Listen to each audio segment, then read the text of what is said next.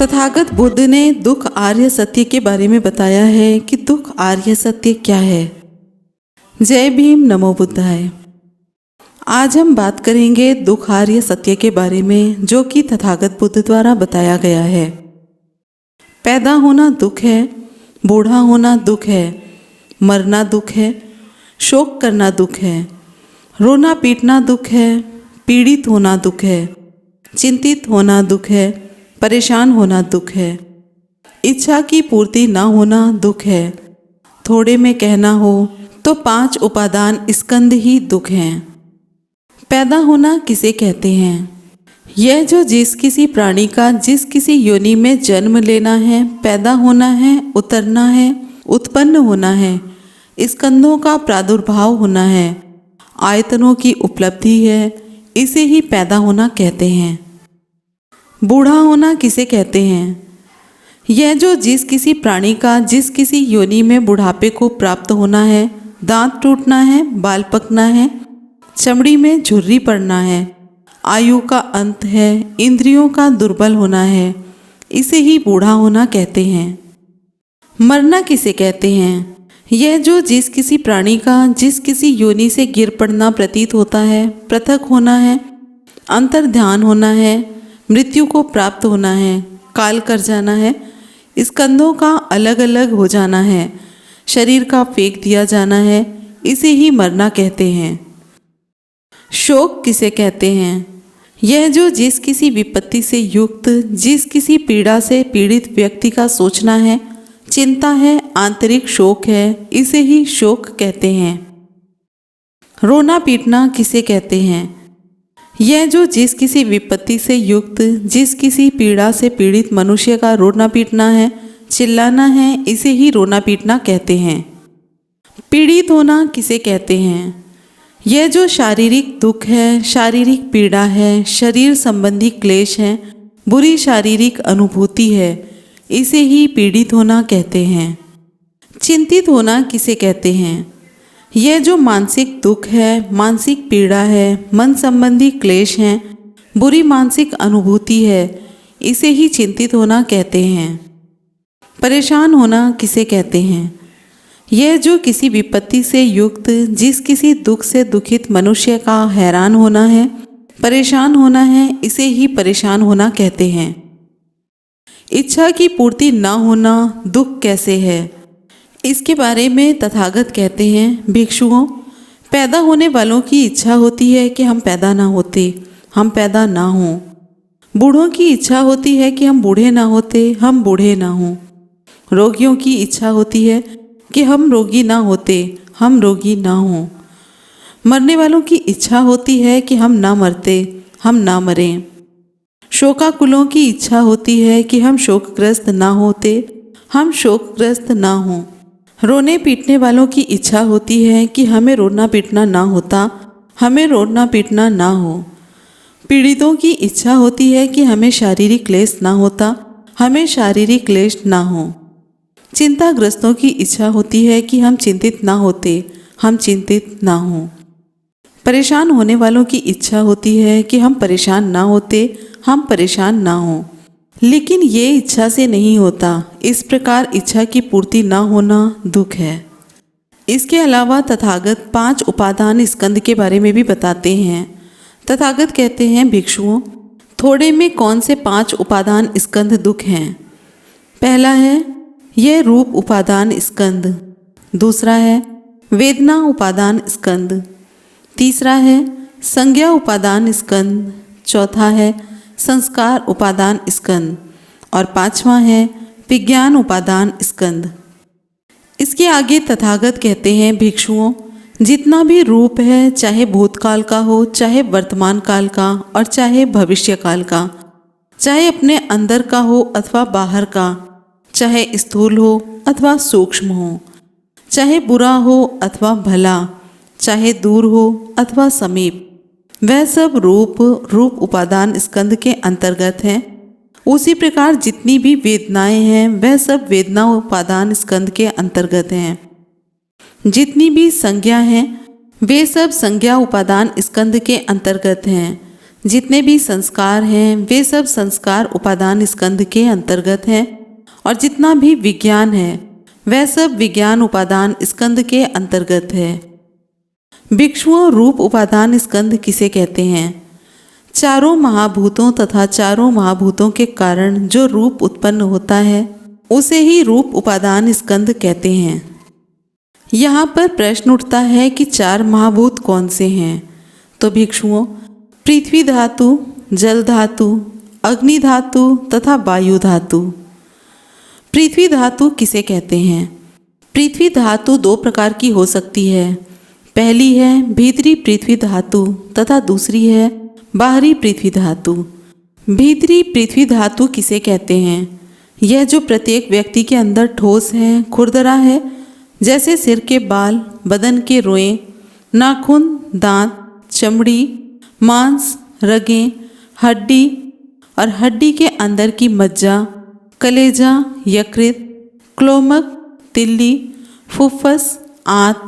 इसके साथ ही प्रत्येक व्यक्ति के अंदर जो ठोस है, खुरदरा है, उसे ही भीतरी पृथ्वी धातु कहते हैं। और यह जो भीतरी पृथ्वी धातु है तथा यह जो बाहरी पृथ्वी धातु है, यह सब पृथ्वी धातु ही है।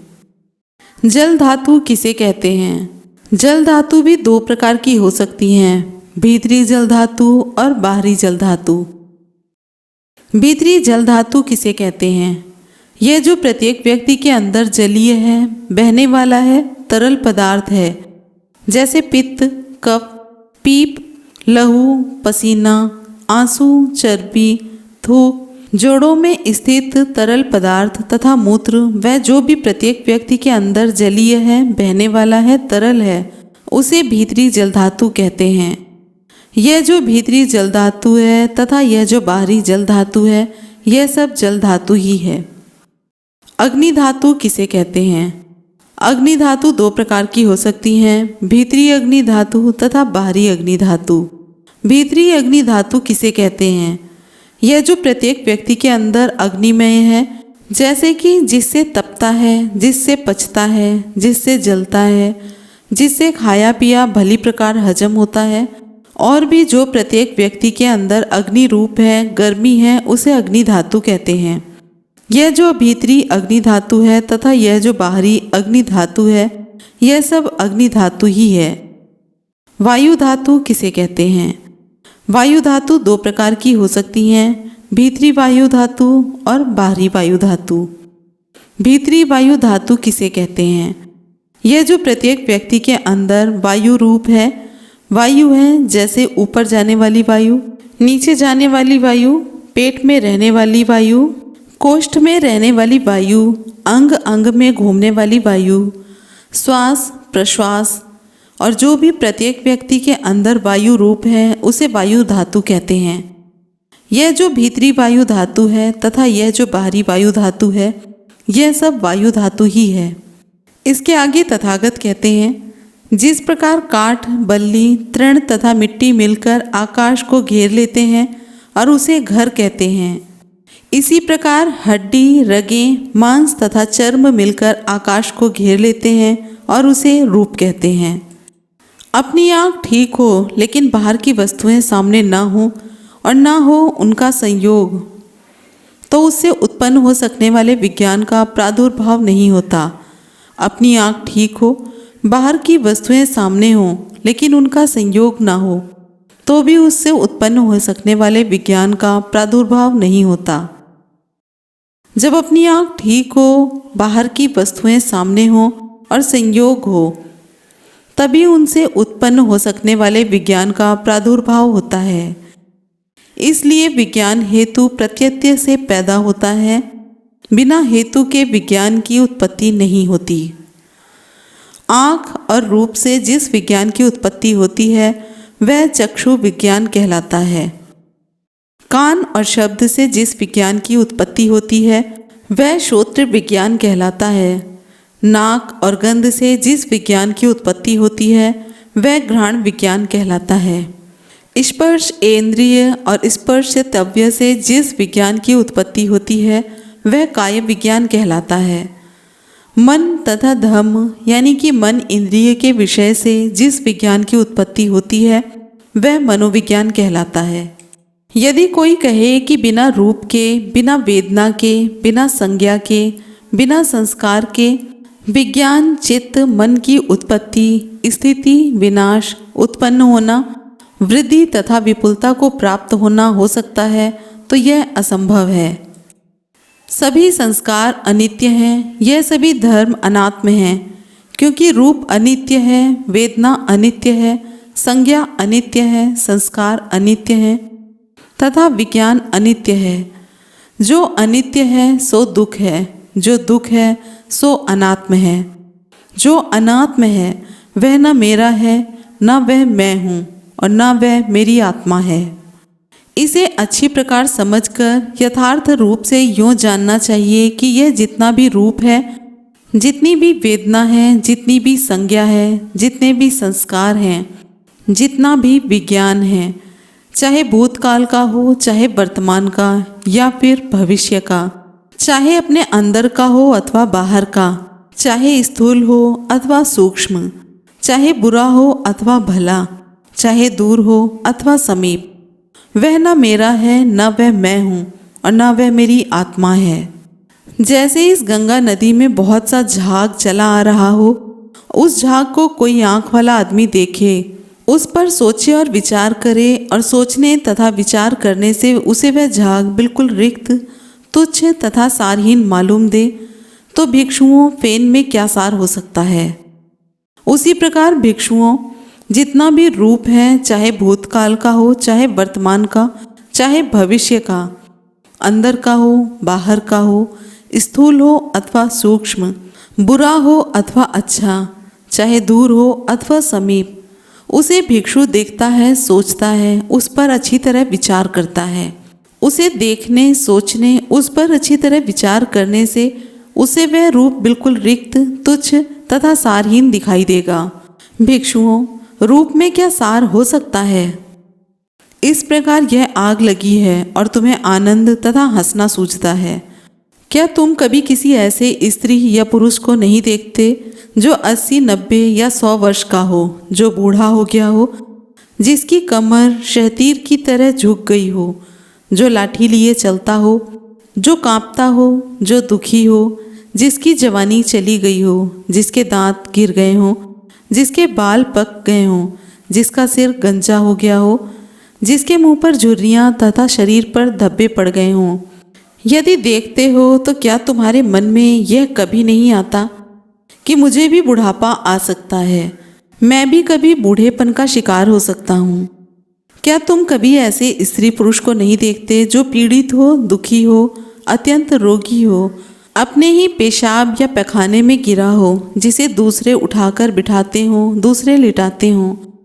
यदि ये देखते हो तो क्या तुम्हारे मन में ये कभी नहीं होता कि मैं भी बीमार पड़ सकता हूँ, मैं भी कभी बीमारी का शिकार हो सकता हूँ?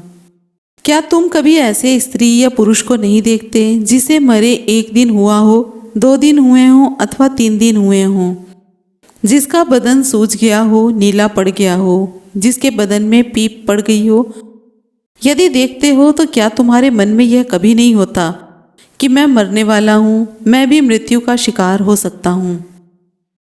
भिक्षुओं, संसार अनादि है। अविद्या और तृष्णा से संचालित भटकते फिरते प्राणियों के आरंभ यानी कि पूर्व कोटि का पता नहीं चलता।